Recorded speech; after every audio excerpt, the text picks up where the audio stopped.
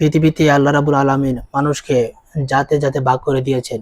সৃষ্টির সময় আল্লাহ রাব্বুল আলামিন প্রতিটা মানুষকে দুনিয়াতে এসে কে কোন কাজ করবে, কে কোন পেশায় নিয়োজিত হবে, আল্লাহ রাব্বুল আলামিন প্রতিটা মানুষকে এইভাবে সৃষ্টি করেছেন। সবাইকে যদি একভাবে সৃষ্টি করতেন, দুনিয়া নিজাম ঠিক থাকতো না, দুনিয়া চলতো না। সবাই যদি মালিক হতো তাহলে আপনি কাজ করার লোক পাইতেন না। সবাই যদি বড় লোক হতো তাহলে রিক্সা চালাইতো কে, অটো চালাইতো কে, তাদের আপনার যখন প্রয়োজন হইতো বাজারে যাওয়ার জন্য, এক জায়গায় যাওয়ার জন্য, আপনি রিক্সাওয়ালা পাইতেন না, আপনি অটোওয়ালা পাইতেন না। এই জন্য মানুষকে কখনো অবহেলা করা যাবে না, মানুষকে কর্ম দেখে কখনো ঘৃণা করা যাবে না। অনেক মানুষকে দেখা যায় যে সমাজে সবচেয়ে নিচু কাজ হলো জুতা সেলাই করা।